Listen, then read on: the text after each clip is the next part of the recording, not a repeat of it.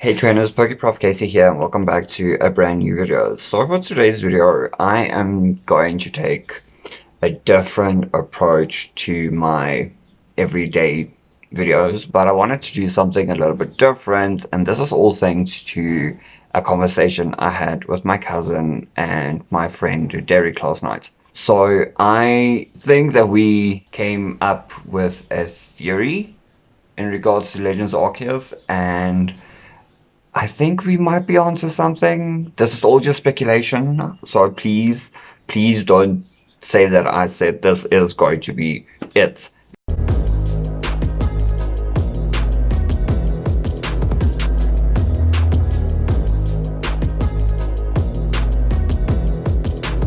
So last night like I said, I had a conversation with my cousin and my friend, and we were talking about our hopes and expectations and thoughts about Legends Arceus, and we discussed the videos that were released the last couple of weeks, basically. And we started noticing something very interesting. So, as you might know or not, every single generation of Pokemon has a theme behind it. For example, the starters of every generation is based off of something. For example, Gen 1 is genetics, where Bulbasaur, for example, resembles a toad. Gen 2 is ancient creatures, where Cyndaquil resembles early mammals. Gen 3 is traditional yet unique evolutions, where Torchic starts out as a chicken and then later on it becomes a humanoid bird. And then Gen 4 is civilizations and myths. Gen 5 is medieval East Asian higher social classes. Gen 6 is generic RPG classes, and the list goes on. And yes, I look to the screen because I have my notes here because I don't want to say anything that's not true. We came to the conclusion that the theme for Legends Arceus might be that it resembles feudal Japan. So here are the couple things that led us to this theory. First off, I'm going to point out the art style. The art style showcased in all the videos that we have received, even from the very first video.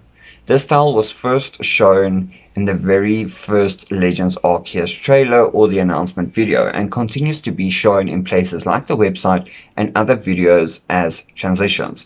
So if you look at the intros for some of the videos and the animations on the website, you can see that this is definitely something that is being showcased throughout. But if you look at these images, you can see that it is the same kind of art style that they use in Japan in general. This is a very old kind of art style.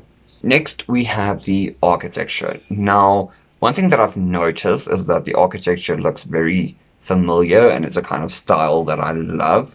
So, the majority of the buildings shown in the trailers share a lot of similarities and traits to traditional Japanese houses and buildings. For example, the photos that I'll throw up now, you can see that they do resemble similar traits and similarities to the buildings shown within these trailers. And so then next we have smoke bombs. Now, smoke bombs were used in wars where they were used to create an area that will blind the enemies for a while, or it was used to escape certain scenarios, or when you just needed to escape and you didn't want people to see where you were going.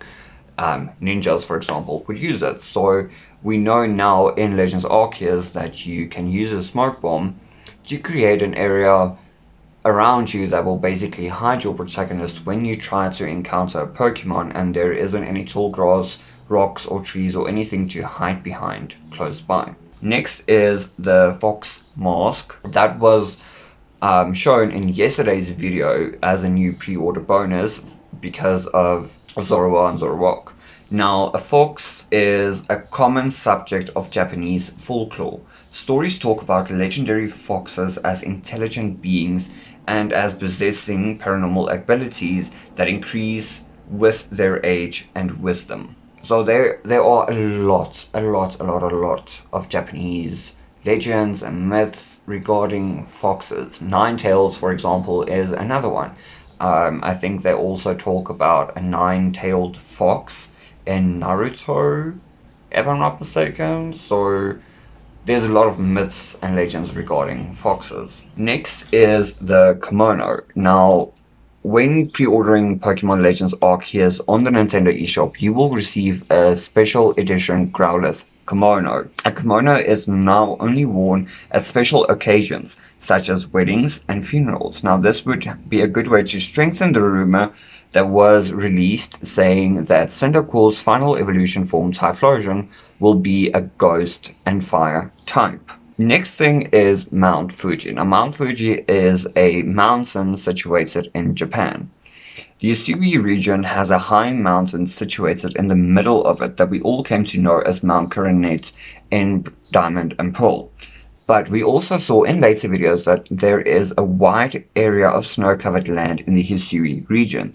This made us think of Mount Fuji that is situated in Japan. Now, a lot of people was wondering why the latest descriptions of the Pokemon that were revealed has gone so dark. For example, the entry that we got for Basculegion and Zoroark is very dark. And they were also wondering why we are getting so many ghost type Pokemon revealed, and we think it might be because of the fact that psychic type Pokemon were beaten by ghost type Pokemon in this region, and the ghost type Pokemon started to take over this region, so the majority of Pokemon is going to be ghost types.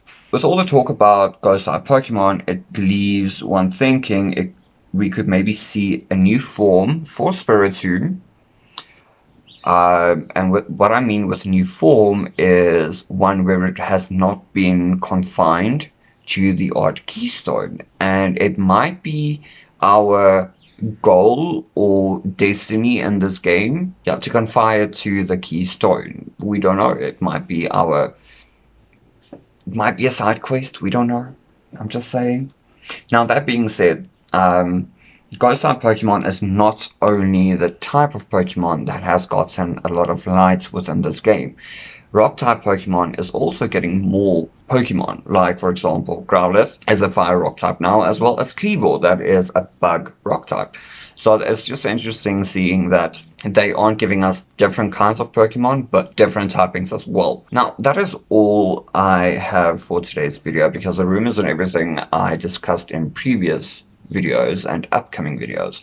Now, there is a rumor going around that we might get Hisuian forms for Voltorb and Electrode as well.